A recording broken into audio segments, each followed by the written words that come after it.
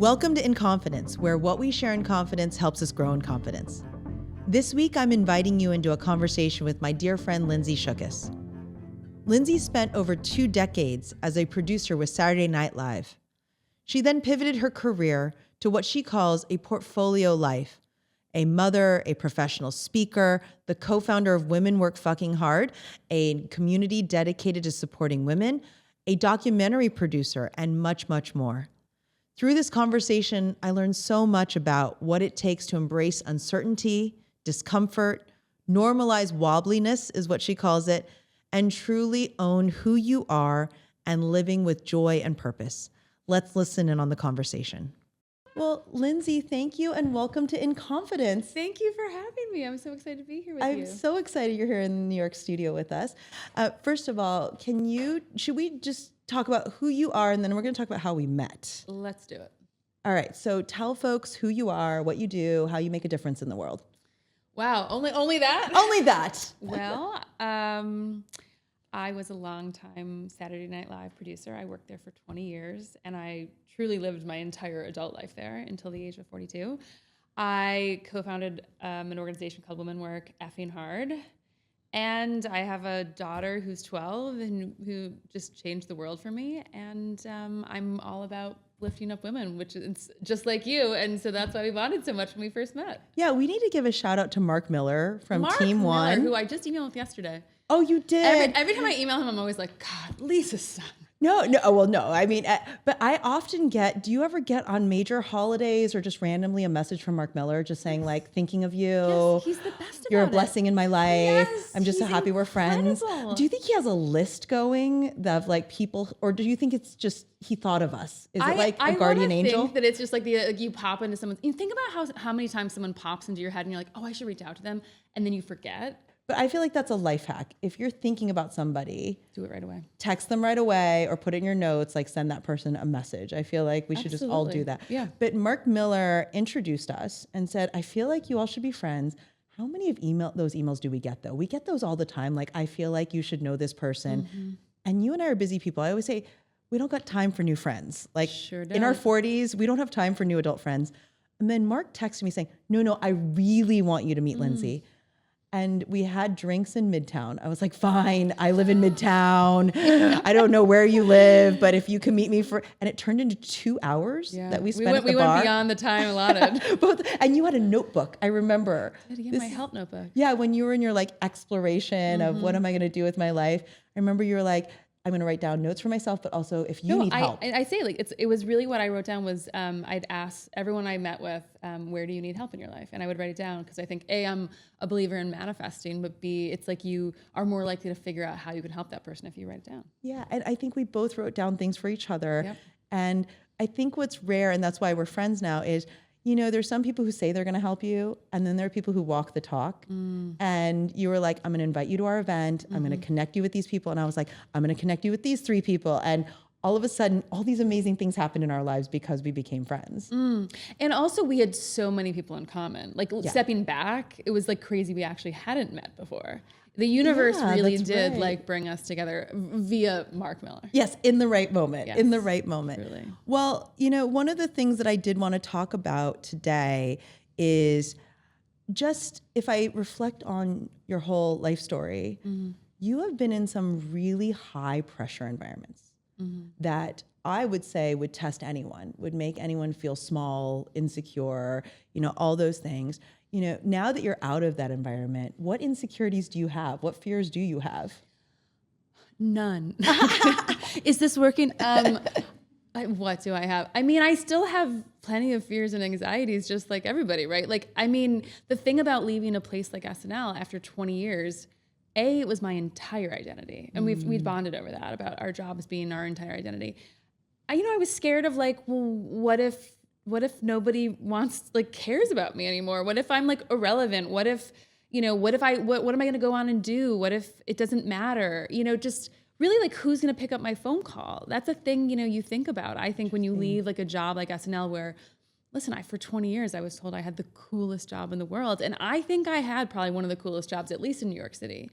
So I was frightened. I still have fears and anxieties, but I would say now, I'm like trusting the universe a little bit more. Like I trust that that I am moving through the world in a way that is like bringing me things that that connect with me and that I find joy doing. And also I think I finally had this moment walking down the street about 6 months ago where I was like, I am being given data that I'm good at something, and my job now is to receive it, you know? And like for years I could do the whole like woman thing of like, I'm lucky and it was timing and I just like make everybody else look good and I'm just good at that. And it's like, now I'm just like, no, you know what? I actually am good at some things, and my job is to receive it and to then be like, how can I make it better?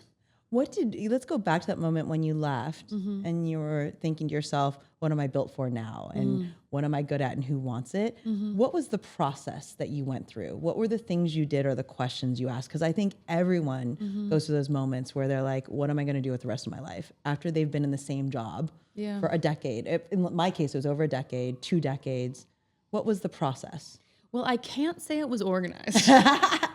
It wasn't like I had a book and I was like, step 1, you know, calmly ask yourself questions. But you might write a book someday. So that's why I'm asking the question. I mean, I think it was a lot of high energy panic, like a little bit like, what? Like if I had to think about like the thought bubbles in my head, it was a lot of that. I want to be very clear because I don't want anyone to think that I was just like, everything is cool and I'm going to walk into this completely new career and everything's going to be great. I was really like asking myself questions of like, what brings me energy and what takes it away? And like what, you know, I was so fortunate at SNL for so long. I did so many things I loved, but I was like, there was plenty that I didn't love about the job. And I was really trying to like kind of zap out, like, what was it that like took away my energy? And what, if I could create the perfect job, what's not going to be included, you know? And so like kind of step by step, I also was like, do I need to right away go into like, do I have to go back to a company? Like, and I gave myself the gift of being like, I don't think right this second I have to jump into another job. I had meetings, I had plenty of meetings and people who were interested in hiring me to go do something. But I was like, let me just take a second before I do that. And I will say, I got that advice. I understand it's a luxury to not have to immediately jump into another, you know, 9-to-5 job, but it allowed me the space to be like, could I create something? Like, could I have a career where I'm like wearing a bunch of hats, you know? And I pretty soon after that started working on a documentary, and I'd never done that before. And I was like, okay, this is new. I like really have a great skill set I can take to this. I'm learning a lot and I like this. Okay, that's great. So now like, what else can I pick up? And I started picking up things that were like, I could have never envisioned, you know, 10 or even 3 years earlier. But I was like, wait, I'm good at this. I like it. And like the biggest question now is like, am I connected to my joy? And it's like, if I'm not, I say no. And if I am, I'm like, let's do it. By the way, it might still scare me. Yeah. I mean, I'm doing plenty of things that scare me every day. Like I'm doing things that that freak me out some days, but I'm like, but it's exciting and I'm learning and I'm really enjoying myself. But I love that. I'm going to create the Lindsay formula because I'm listening to it, which is I love one pause. Don't feel like you have to rush in anything because I think for 20 years you were basically on this ladder, right? This climb. So I love the pause. I think the second thing is what do I love to do and what do I not love to do? I don't think we ask that question enough of ourselves. And the third, which I love that you said earlier, is like, I'm going to trust in my own talents. I'm going to trust what the universe has given me, receive it, and then know how to give those gifts back. I'm going to add a fourth part to the formula, though, because it's what you told me when we met. I always have this phrase, which is darkness cannot survive the light of connection. I think you're not afraid to tell people you're on the search. And I think when you start telling people, I don't know what I'm going to do next, but I have a bunch of ideas. I have this portfolio life I'm thinking about. Can I just run some of those things by you? And then you give people the permission to have fingerprints on your journey. Because that's what when I met you, I was like, this is a person I want to be friends with. And whatever she wants, I can do. Yeah. And you remember the next day we traded like 6 emails. Yes. It was like you introduced me to someone, I introduced you to someone. Yes. And I was like, she gets it. But you weren't afraid to go out and connect and take a gazillion lunch meetings, calls, right? And I love that. A lot of people are afraid. Yeah. Well, I will tell you, I think especially as women, we are taught this idea that like we expire. And I think there's a fear both for men and women when you leave a job, like, am I going to be irrelevant? Like if I don't immediately find it, will someone be like, her? Oh, that was 7 years ago, you know? And so I do think there's a fear there, but you're right of like, if you can like push some of that fear aside and go out and just be like, I don't know exactly where I'm headed, but I know I'm headed someplace great. What do you think? You know, like, and yeah, the portfolio lifestyle definitely, like, it gives people permission to be like, oh, you're doing multiple things. Well, how about this? You know, and you don't have to just find like your one path. And you're right. That is like one of the things we really connected over. But I love this. You kind of, the gravitational pull to results that we all have in life. If you can pause and put it away for a second, then you don't feel like you're behind. Because there's so many younger people that reach out to both of us and say like, oh, I'm behind in my career. Like I should be further along, or my friends are more successful. And I'm like, you are exactly where you need to be. And by the way, there's a gazillion people looking at your profile saying, oh my God, she's so much further ahead of me. I think we just put down that measuring stick and just say, what am I doing and how am I making a difference in the world? Totally. Yeah. Okay. Talk to me about the founding of Women Work Effing Hard, because I know your bestie is involved. Oh man. So my best friend Kristen, who I met on my first day of college. I had just moved to UNC Chapel Hill. She was a sophomore transfer. We were in the same orientation class, which we talk about now, and we're like, the universe, like, again, I'm a universe person, is on the mug I gave you. Like, the universe brought us together. She had an O last name. I had an S. We shouldn't have been in the same orientation group of 20 people. We were. I didn't have a Southern accent. She came over to me immediately because she's from New Jersey, and we met our first day. And in 2018, we had a friend who was trying to grow a business, and it was really geared towards women. And she was at my house, and I was just like, I can help you find clients. I just know I can. Like, I know I have the ability to help you find clients. And I just was like, I'm going to help you. And so I called Kristen. I was like, let's throw a party. Let's invite, and this is the important part, let's invite 50 interesting women, not our friends, not even people necessarily we know yet. Let's just like really think out of the box of who we can invite across different industries. And let's call it Women Work Fucking Hard. And so that's how we got to it. The idea was to like help this woman grow her business. But then when people got there that first night, I found that they were kind of like constantly being like, why are we here? Like, what are we doing? There's like, a catch. What's the catch? I mean, it really was, what's the catch? Like, you're gonna ask us for money, or, you know, and I just remember saying, and it came to me clear as day. I hadn't thought it through before, but I was like, the catch is find 3 women in this room that you haven't met before and figure out a way you can help them.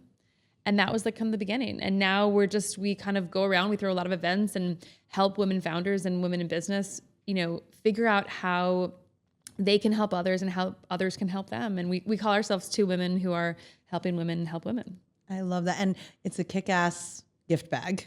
We have a kick-ass gift bag. I mean, but also I feel like there's like magic in the room. Like, yeah, you know, well, yes, because I've been to 2 now. And the reason I talk about the gift bag is you get all these incredible female founders to put products in the bags. And I have actually purchased a number of the products as a second or a third time around, because I discovered it in the bag. Yeah. And so when I think about walking the talk, you're like, let me bring amazing women together to do incredible things together.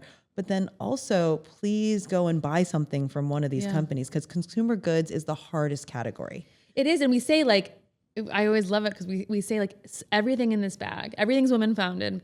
Everything in this bag is some woman's baby. And if you think about that, like, some woman, it's the first thing she thinks about when she wakes up. It's the last thing she thinks about before she goes to bed. Like, don't just throw it in the corner. If it's not for you, find someone to give it to. If you love it, tell your friends. If you really love it, buy it for everybody at Christmas. Like, you know, it really is not that hard, you know, to find ways to support women. We always say network, resources, knowledge, purchasing power, and then your voice. Mm-hmm. Like, even if you don't have any money, you can amplify what women are doing, which is what I put on, you know, the Accelerate Action thing. It's like, it's so easy to do. Even if you're 15, you can do it. Because I think the point of discovery, when it comes from you all, it means more, right? I get served up Instagram ads all day. I don't want to be advertised to. I want it to come from a trusted authority. So if it's in your bag, if it's in that gift bag, I go, okay, this is meaningful. I'm going to pay more attention. Yeah. We actually divvy it up in the office and we go, what does everyone want? Oh, I love and that. We all like pull out a product. We're like, okay, this is the one.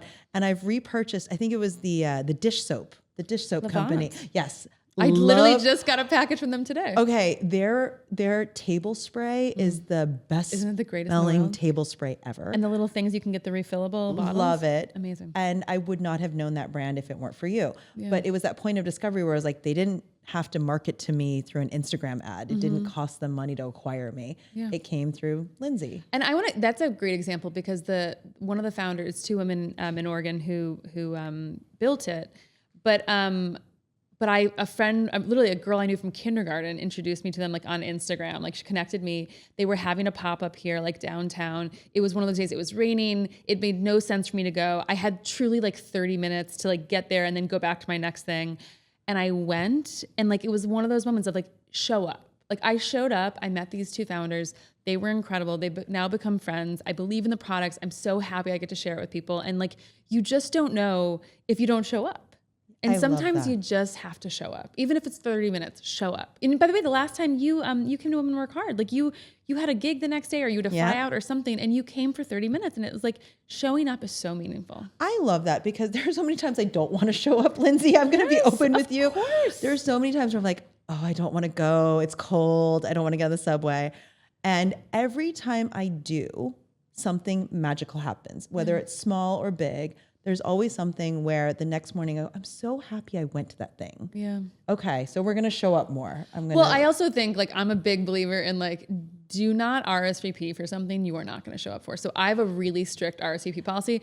I'm really tough on it. Like I will not RSVP if remember the one time I couldn't come to your thing and it killed me. I can't remember what happened. Oh, yes, I do remember what happened. Yes, I remember. But like I show up. Like if I RSVP, I am, and maybe I didn't do that in my 20s and maybe in my 30s, but now I'm like, really think about it. Are you going to go to this? Because if you RSVP, you better be there, baby. I have the same rule. Yeah. Should we just put that out there in the world that like your RSVP matters? Yes. Also RSVP, even if you can't go. RSVP. Say no, you're not coming because you and I do events. And we're like, are they coming or are they not? Yes. But then I think people know that I made an effort to come. Yeah. One of my best friends, he's British. And he said this to me, I was late 2 times to meeting him. And the 3rd time he said, this is the last time because it means you don't respect my time. If you're late again, I just won't invite you to places.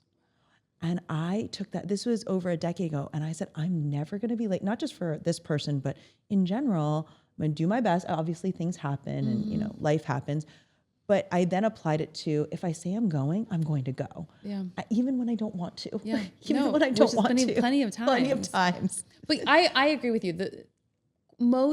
Quite often when I show up someplace, even if I don't want to go, like I end up finding like some sort of magical nugget to take with me. I either meet somebody new or, I have a good experience or I find out about something new. And it's like, again, you just got to show up to have those experiences. But we have those personalities, I think, because that's what you built a career on is building relationships within 72 hours with someone on your show, right? Yeah. What if you're more introverted?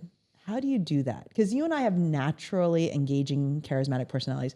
What do you say to the person, male, female, non-binary, who's just like, it's easy for them to do that? What advice would you give to them? Well, I talk about how like I think our personalities are a little bit on a dial, right? Like, and you and I can like, our middle could be like this, right? But like also like I can be quiet. I can be, like there can be times I don't want to do it, and I can go be on stage, and I can like kick my legs up and be like all on the other side. So like I think we have to be able to like move our dial a little bit. And so if you are introverted, like that's okay, but maybe you're gonna find one person and push yourself and just be good at asking questions. Like I talk a lot about like how important it is to be a great question asker.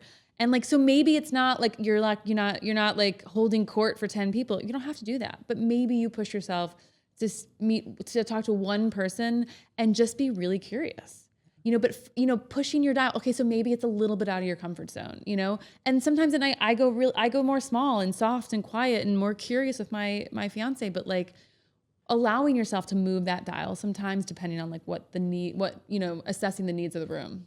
Yeah, I like that. I like moving the dial. Yeah. I also think my other thing that I always tell people who are more introverted, just go find the other person who's alone at the event. You're so right. I always say if someone's sitting down and looks bored too, you don't want to enter a group situation. If there's 4 people talking that know each other, that's the worst nightmare for an introvert. Hey guys. Hey, I don't know you, but you need to know me. But I always say, find the other person who's sitting alone, who looks like they don't know anyone, and be like, hey, I don't know anyone. Can I sit with you? By the way, your outfit's really cute. And then they're gonna be like, yes, let me tell you all about my cute outfit. Yes. So. Well, and that's, one of the things that Women Work Hard is like most people don't get +1s, most people can't bring anyone. So it's like we like the idea that if you have like a bestie with you, you might not be more like, even your body language might be different. You're like facing them, you're not like open. And so it does really invite more people to just be like, hi, I'm Lindsay, you know, and encouraging people to like actually have to talk with each other. I never even knew that. I never even thought to bring a +1, mostly because that's my personality.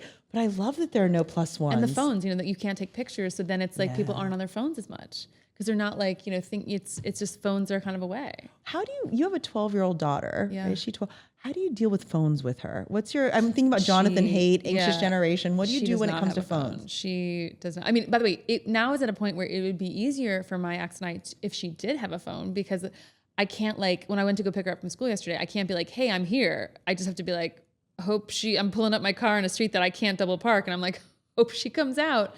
But she doesn't even ask for one because we're just really strict about phones. I love that. She has an iPad she uses, and this is the first year her school gave her an email address. But I'm strict about that. I'm a huge fan of no phones. Yeah, no phones, no social media. Like, it'll be a while for her. And like I said, she hears me talking so much about how the data is that it's so bad for you that I think she's almost like, oh no, that's not good for my brain. So she's not even asking. All right, yeah. She's smart. She's a smart one. Where is Women Work Fucking Hard going? Where are you taking it? That is a great question. And you don't have to know, by the way. But by the way, I am. You don't even have to say that, because I am such a believer of like not having to have the answers. I mean, I feel like in my career, I feel that like with Women Work Hard.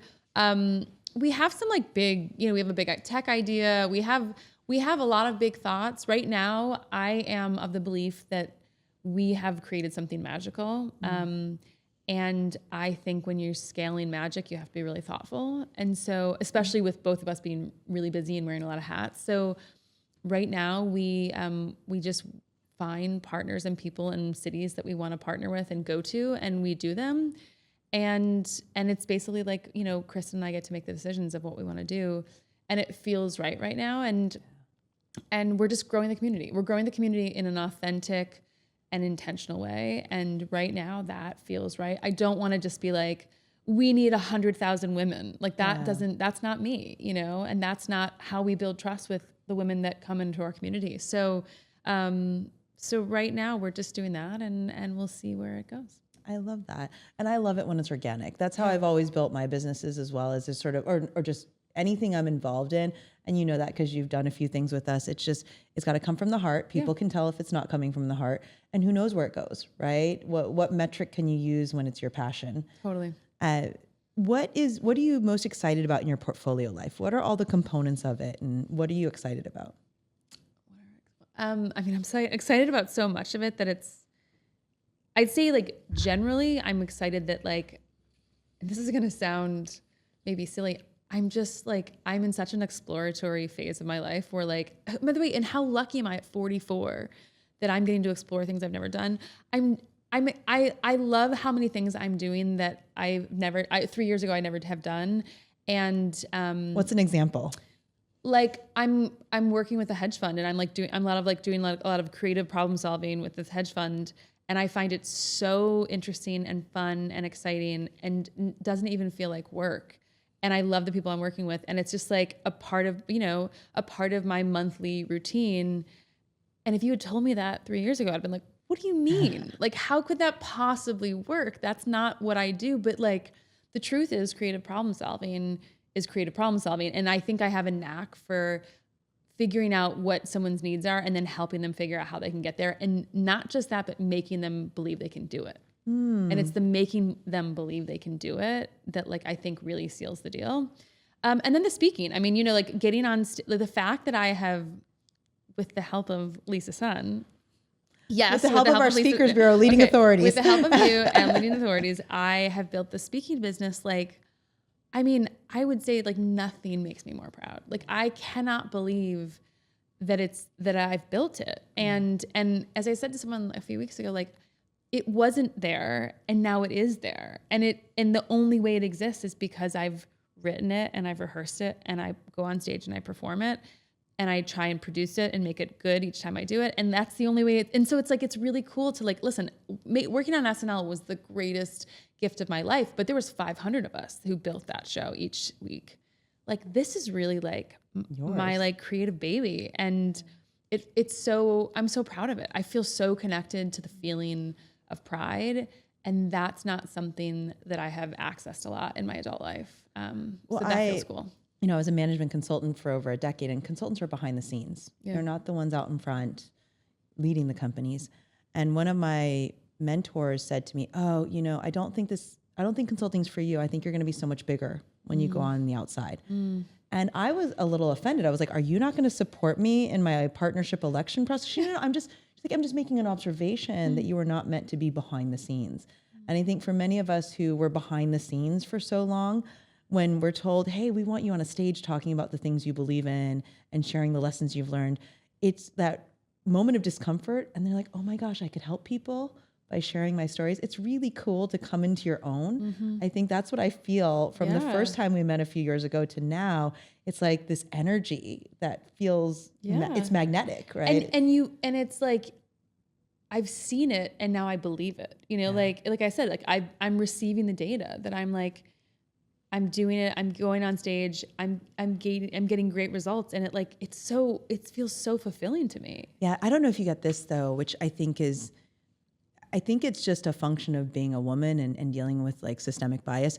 I think people underestimate me as a speaker. I don't know if you've ever gotten this, but people are like, "Wait, you're a professional speaker?" Interesting. And I get a lot of like, "I did not expect you to be yes, great." that's right. I did not expect you to be that good. I had low expectations. And as I grew up poor as an immigrant in Southern California, working my parents' Mongolian barbecue, I've been underestimated my entire life. And I love to be underestimated. There is this moment where you come off stage and you're like, the client's like, "I had no idea that that's what we purchased for today." And I love that feeling. But I also wonder, like, what about me did not read as someone who could teach your team something really insightful and different, right? And it's this really like this mind fuck for me, a little bit of like, I know I'm really good at what I do, but why do most people underestimate me, you know? Well, I also wonder if it's like, it's like preconceived notions. They've decided from like, they read your, whatever, they make a decision, right? Which is like what the world does. We make a lot of decisions without having information. It's one of the things I talk about the most of like why I don't like to Google people, because I love the art of discovery, like finding out who someone is myself as opposed to reading about it. But like people make quick decisions, right? And so whether it's like, they just like, I don't know what gravitas is, or I've never read this book, or they'd make a decision about you.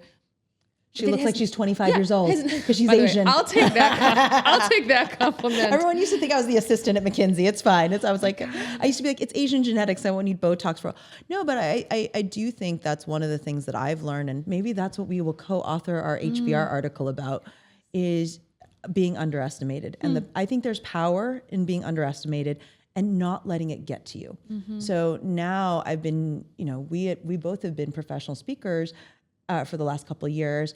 And now I can get to the point where it's funny, like I'll get in the United 1K line and I'll have my hoodie on. I'll look like I'm a grad student coming out of NYU. And, you sit in your first class seat and the guy next to you is in his suit and he's like, "What do you do for a living? Why are you sitting here? Why are you in the 1K line?" I'm like, "Oh, I own a small business. I wrote a book. I'm just going to go give a talk." And it doesn't bother me anymore. Like I don't need the title. I don't need, and once you get to that point, then you're really I'm fine with it now. And I almost want to dare people to underestimate me, because I'll get on stage and I'll be like, I'm going to kick butt up there. Yeah, it is nice. I mean, listen, anyone would say like, it's better to like go in with like low expectations and be like, watch this dance, and come out on the other end and be like, ta-da. And we're lucky that we have really good representatives who, just the best. I love our speakers bureau, because they'll just be, "Trust me, she's great. I know you've never heard of her. I know you don't know who she is. I know you haven't seen her, but like, trust me." And then people take chances on us because of them. That is totally it. And then, it's great for them, because I think they probably know we'll come through. Like they trust us that they're like, that we'll show up and deliver. And also, it makes me laugh, because for so many years I was on the other side, where I was the person booking the talent and having to deal with talent. And now on the flip side, like being the talent, all I ever want to do is like, I'm going to make it so easy. Like no one's ever going to have to work. I'm like, I'm going to be on time. I'm going to be easy. Anything you need. Yep, that's good. I'm good. Just professional. And then that really also helps our agency, right? Of just like being good and easy when you show up and like doing exactly what you say you're going to do. matters. Yeah, it really does. It really. So I want to go back to one thing you said is creative problem solving. Yeah.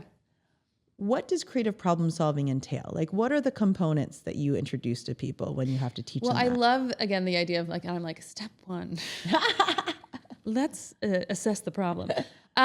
It's really, for me, it's really, it's like, okay, let me hear, give me I don't have like a 7-step process. It's really like, let me hear it. Okay, now let me double check on what are we feeling that you actually need to do? What are the needs here? And then like literally thinking back of like, it's all people. It's like, how are we managing people and problems and how are we strategizing? A lot of times people are too close to something and they can't see the answer. And I love when I come in having not been there for the past 3 weeks and been like, oh wait, you guys are way too close to this. Let me like bring the picture. Let me like widen this for you and show you some easy things that you can do to make some big impact. So it's really about like breaking it down so it's not so hard, helping them figure out relationships, and really giving them another perspective on how they could change something. Again, because I don't work there full time. I think it's really, it's like a really big thing when you can, I remember this like so clearly in like 2015, I was at Saturday Night Live, I was producing the show and I got the flu. Kevin Hart was hosting, I got the flu. And I went on Monday and I met Kevin Hart on Monday and then I never came back. I basically like was out the entire week. I came back Saturday night at 7 p.m., which means I missed the entire week. I had no idea what was gonna be in the show. And I watched the dress rehearsal, which was from 8 to 10. And we had a live audience and that, it wasn't on TV. And then we would go do the live show at 11:30, but we would do an extra 30 minutes of material in that dress rehearsal. And I watched it and it was like I had the clearest, most amazing brain because I was like, wait, this makes no sense. Why would we do this? This isn't even good. That sketch needs to be cut. That joke doesn't work. Oh, that's really good. Because I had I wasn't too close to it. I didn't have the like, oh, well, it went really well in the read through and they worked really hard. I had no like preconceived notions of what the sketch was supposed to be. I just like came in and was like, is this funny? And I had such a clear brain having not gone through the whole week. So I really was like, I think every week one producer should miss the entire week and just come in at 7 p.m. on Saturdays. It did not get adapted into the life of Saturday Night Live. But I remember thinking like, I have a great brain. It's like you're a fresh brain. You've got fresh eyes. There's something, I even see it with the documentary I'm working on now. Like, when you watch a cut over and over and over again, like, you start to lose some perspective. And so fresh eyes are always really necessary. And so that's what I feel like I am in the creative problem solving. I'm a fresh pair of eyes and I've dealt with a lot of problems. Yeah, and you know how to block and tackle. But I love this idea of just walking away sometimes. Yeah. I have that personality where I'm like hanging on the side of the cliff with my nails dug in and I don't even see the ledge beneath me. Yeah. And right? It's like, oh yeah, just put your toe right there. Just put my toe right there. Okay, what was I doing? I personally have to be better about like walking away from it and coming back to it because I want to be in the dance so much that I don't stand on the balcony enough just to watch it happening. Yeah, and I think sometimes also we're afraid to get other perspectives, especially like when you're at the top, right? When you're the leader, you're like, I'm supposed to know everything. And it's like, I call like bullshit on that. Like, you don't. I mean, by the way, it takes some vulnerability, but like stepping back and being like, I need a new perspective. I am too close to this. I need someone else who like hasn't been going through this day in and day out. And that's okay. That's one of my favorite things about you. So one of the things, tell me everything. List it out 1 through 5. So one of the things we talk about is like, if you're a superhero, no one is allowed to be a part of your journey, right? Nobody's a superhero. And one of the things that I love about you is you're you're amazing at taking an inventory of here's what's going really well. And here are some things that I'm still working on or not going so well, or you're not afraid to talk about that second part because we've traded text messages and emails at times where I'm like, I see you because that makes me understand and appreciate your advice more because I know you're struggling too. Whenever an entrepreneur is telling me they're killing it, I'm like, you're not killing it. None of us are. I'm sorry. We're all worried about where the next dollar is coming from. It's just, it's impossible to be killing it because there would be a lot of bodies on the ground if that were true. Right. Also like normalize wobbliness. Like I use the word wobbly a lot. Like, I am happy. Like I am really happy. I am finding joy. I still have wobbly days. Like, it's not like it's like, you know what? One of my friends said, we have to normalize the fact that life is not like up and to the right. it's not like a perfect straight line and everything goes great. It's like, no, it is all over the map. And like, and even if it's like, it's not like down on the ground wobbliness, you can have just some days where you're like, yeah, it's not the best. I don't have it all figured out today. Or today I'm really doubting myself. Like that is normal. And it's definitely my normal. And I think it's more people's normal than they say, Yes. I like that. Normalize wobbliness. Are we putting that on a mug? I mean, feel we like could. We might need to put that on a mug. As a mentor, what advice do you give women? Well, I give a lot of advice. My daughter would tell you that. She would say, although my daughter tells me that, she told me last week that I always say to her, well, I didn't learn that until, and she goes, you always say, Mom, I didn't learn that until I was 33. I say to her that like, I really changed when I had her, but I didn't realize I was always telling her that I didn't learn something. And she was like, you didn't learn it until, let me guess, you were 33. Like, you're right. What advice? I talk a lot about the bubble of comfort and like how I think the magic happens in the discomfort. And like, we all seek out, I get it. We want to be like, we want to be in our sweatpants in our bed, doing things that are easy. I mean, like, not really, but like, figuratively, like we want to be like in the comfort zone. And I just don't think that's where the magic happens. I think it's like having to push yourself out and do things that are scary and pick up the phone and talk to someone that intimidates you, and go up to someone at an event that, you're in awe of. And I think the more you can get used to doing that, the better you are in life. So I find now, like I said, I do a lot of things that make me uncomfortable.